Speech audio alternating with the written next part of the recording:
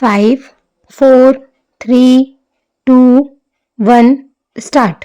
सभापति महोदय, किसानों की उपज की आप ना अधिक कीमत दे सकते हैं, ना अधिक उपजाने के लिए जो साधन देश में उपलब्ध है उनकी तरफ आपका ध्यान जा रहा है। जो कुछ आप कर रहे हैं उससे कोई अच्छा भविष्य नजर नहीं आ रहा है। मैं यही कहना चाहता हूँ कि आप देखें कि आपके कार्यक्रम में कहाँ त्रुटि है, कहाँ कमी है। आपने कर लगा रखे हैं। आपने जो कर लगाए हैं वे तो लगाए ही हैं। हमारे प्रदेश में तो जमीन पर 25% ज़्यादा कर भी लगा दिया गया है। इतना बोझ अगर किसान पर होगा तो उसकी कमर टूट जाएगी। वह पहले से टूटी जा रही है, लेकिन वे इन करों को देने के लिए भी तैयार हैं। यदि आप उस तरह के साधन उन किसानों के लिए तैयार करें। पैराग्राफ। हमारे उत्तर प्रदेश के कुछ जिले हैं, पूर्वी जिले हैं, जहां पर बहुत बुरी स्थिति है। हमारे सदन के एक सदस्य ने रो रो कर आपको यह बताया था कि वहां लोगों को 2 रुपए मजदूरी में मिलता है। इतनी ही एक दिन की उनकी मजदूरी है।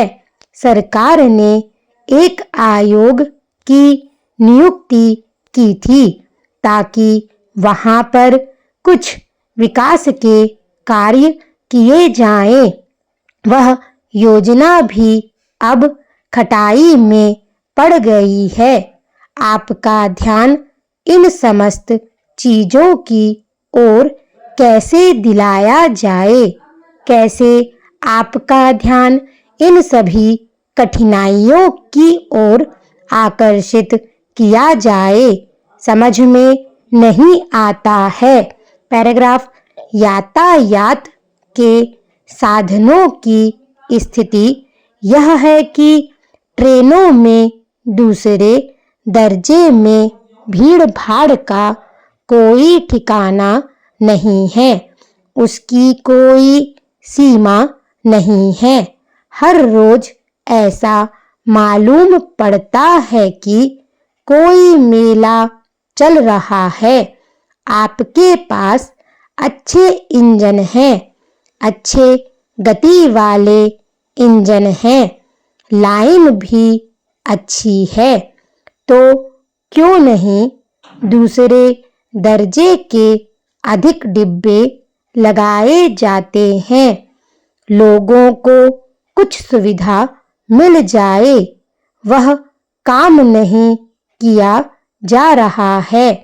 आपको किसान की देहात में रहने वाले आदमी की मजदूर की परवाह नहीं है, जो समस्त कठिनाइयों को झेलता है।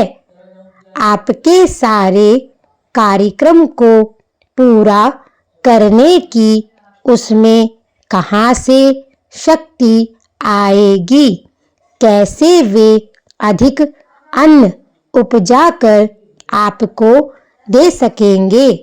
आप इन सब पर सोच विचार करें। आपने बड़े बड़े फार्म बना दिए हैं, क्या उन्हें आपके फार्म से कोई लाभ मिल रहा है। पैराग्राफ।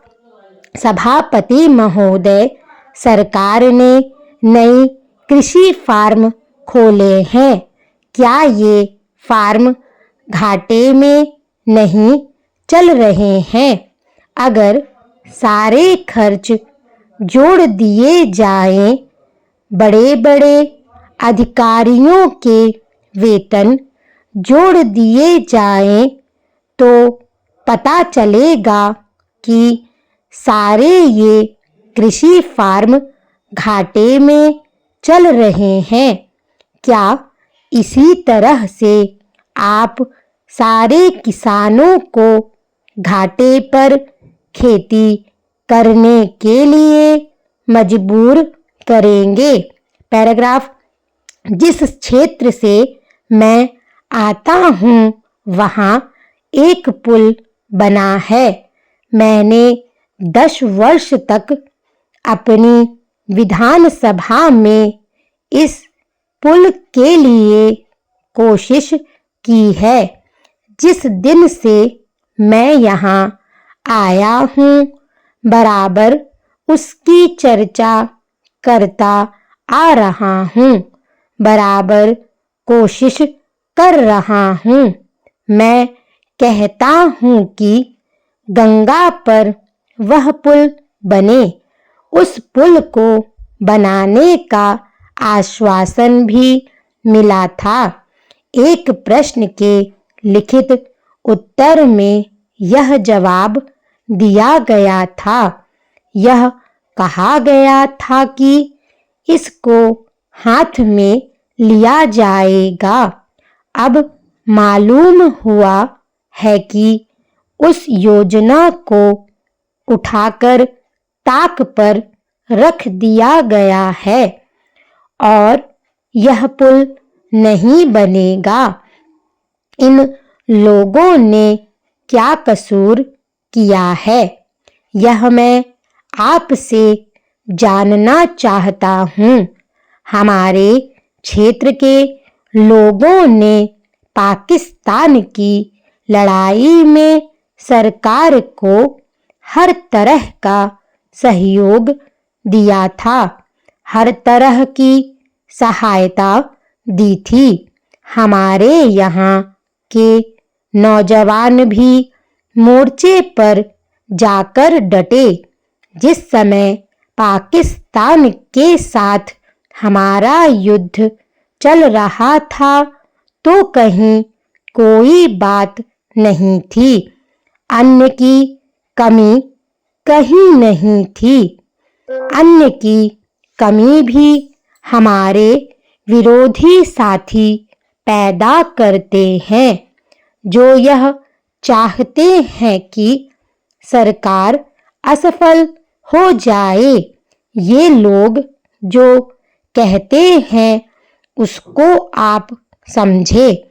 एक तरफ तो हमारे मित्र की बात है जो देश के बड़े बड़े शहरों में दंगे करवाते हैं, दूसरी तरफ हम हैं जो कि इनकी बातों को नहीं समझ पाते।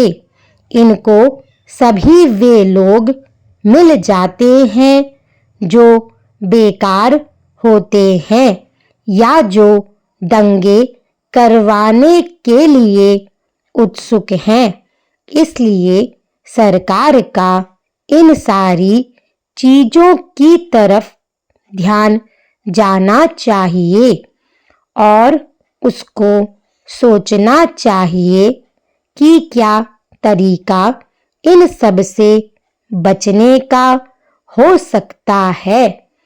एक ही तरीका हो सकता है कि इस देश में हर आदमी को काम मिले, देहात में लोगों को करने के लिए काम मिले और खादी कमीशन की जो योजना है और जो कि एक अच्छी योजना है वह ठीक तरह से चले।